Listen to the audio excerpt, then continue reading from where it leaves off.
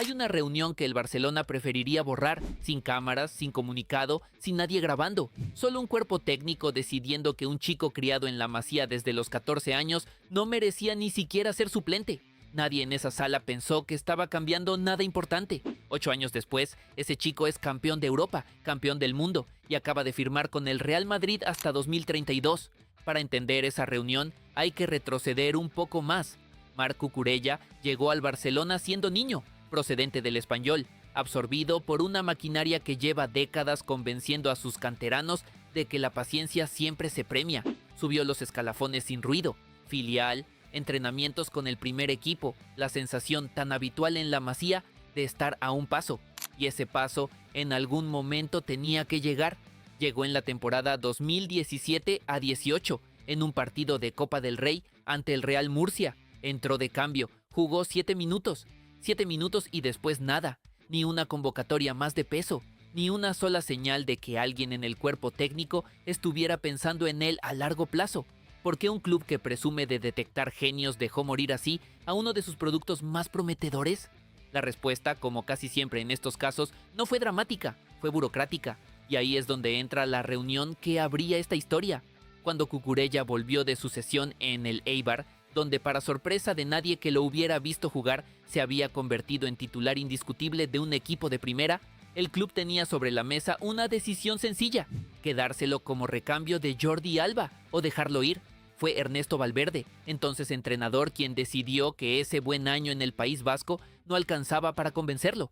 No hubo escándalo, no hubo polémica en su momento. Fue una nota a pie de página en un mercado de fichajes cualquiera, pero esa negativa, aparentemente insignificante, fue el primer eslabón real de todo lo que vendría después. Ahí nace la cadena, no en la venta, en la decisión de no siquiera intentarlo. Lo que siguió tiene un componente casi cómico si uno lo mira con perspectiva económica. El Eibar activó su opción de compra por apenas 2 millones de euros. El Barcelona, como consuelo, se guardó una cláusula de recompra rumoreada en unos 4 millones. La típica jugada de quien cree que todavía tiene margen para corregir el error sin admitirlo del todo.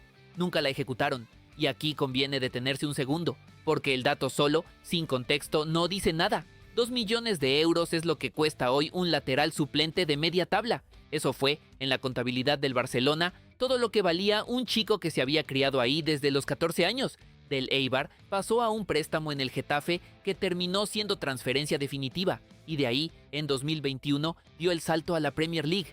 El Brighton pagó cerca de 18 millones de euros por él. La cifra, comparada con lo que vendría después, casi parece una anécdota, porque en Brighton pasó algo que nadie en Can Barça había anticipado. Bajo Graham Potter, Cucurella dejó de ser un lateral correcto y se convirtió en una anomalía dentro de la Premier League, incansable, vertical, del tipo de jugador que un equipo mediano rara vez produce, y cuando lo hace no consigue retener.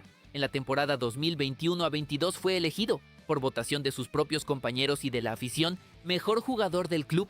¿Qué vieron el Eibar y el Brighton que el Barcelona nunca quiso ver? Es una pregunta que todavía no tiene una respuesta cómoda.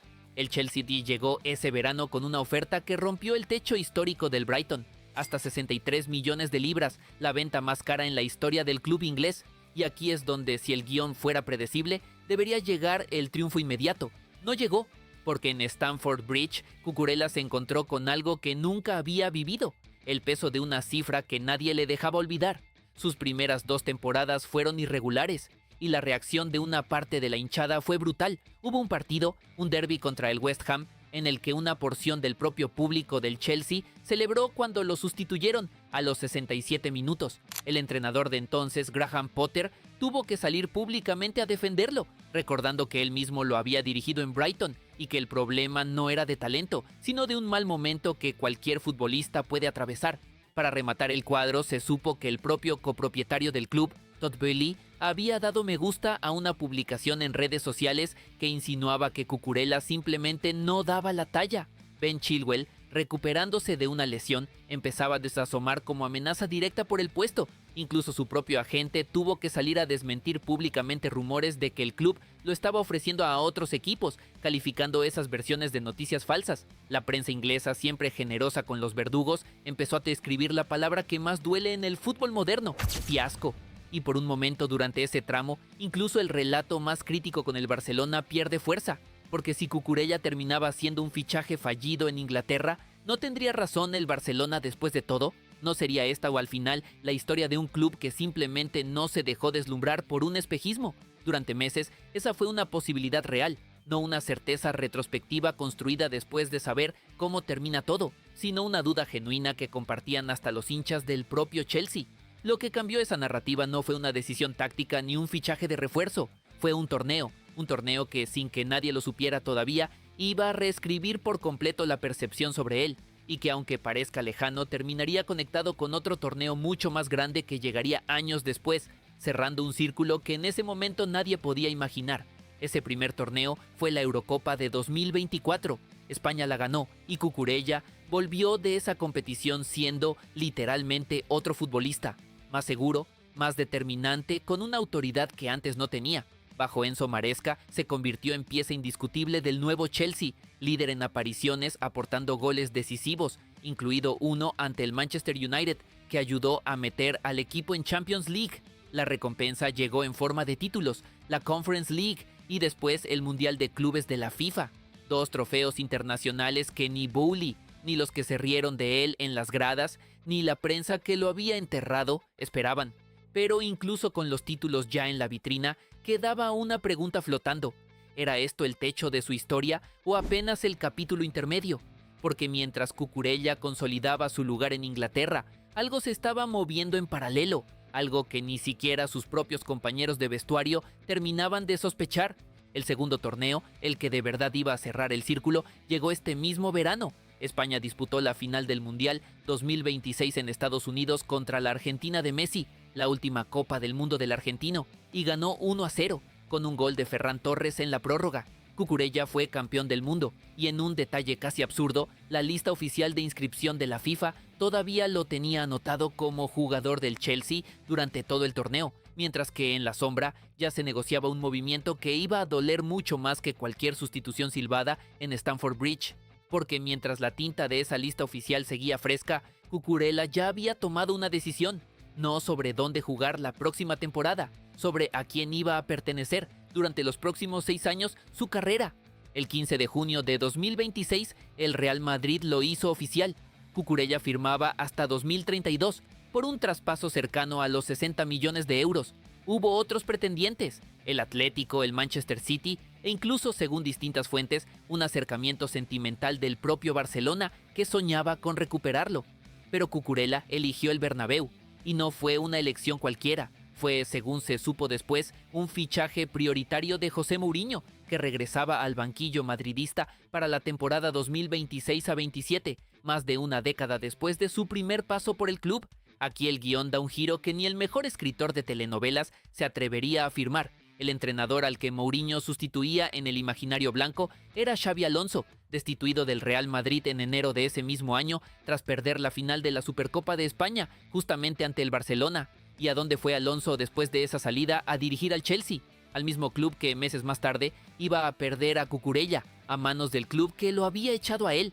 El hombre que no logró sostener el vestuario del Real Madrid terminó viendo, desde la otra orilla, como el propio Real Madrid le arrebataba una de sus piezas más importantes, y el remate llegó apenas días después. Se supo que el propio Alonso, ya instalado en Chelsea, había puesto el ojo en Álvaro Carreras, lateral formado también en la cantera del Real Madrid, como posible recambio directo para cubrir el hueco que Cucurella dejaba en su nuevo equipo. Es decir, el entrenador despedido por el Real Madrid intentaba tapar, con otro jugador del propio Real Madrid, el agujero que el Real Madrid le acababa de abrir. Y ahí, en ese cruce de decisiones, cobra sentido revisar algo que Cucurella había dicho tiempo atrás, en una entrevista, casi sin darle importancia, que se consideraba culé de toda la vida y que un regreso a Cataluña sería difícil de rechazar. Palabras bonitas dichas en el momento equivocado para sostenerlas después, porque cuando la decisión real llegó con todas las opciones sobre la mesa, no dudó en irse al eterno rival. Lo que hace que esta historia funcione no es un solo error del Barcelona, es una cadena completa de errores, cada uno de un tipo distinto. Un error deportivo, cuando Valverde decidió que no merecía ni siquiera ser suplente. Un error económico, cuando lo dejaron ir por 2 millones de euros sin pelear. Un error institucional, cuando ni siquiera ejecutaron la cláusula de recompra que ellos mismos se habían guardado. Y al final, un error simbólico, tal vez el más doloroso de todos, dejar que un producto de la propia cantera terminara siendo campeón del mundo, campeón de Europa y campeón del planeta entero, vistiendo en cada una de esas coronaciones una camiseta que no era la suya, hasta terminar definitivamente en la del rival histórico. Así que volvamos a esa reunión con la que empezó todo, la que nadie recuerda porque en su momento no pareció importante. Aquel día no se decidió vender a un jugador, se decidió no confiar en él.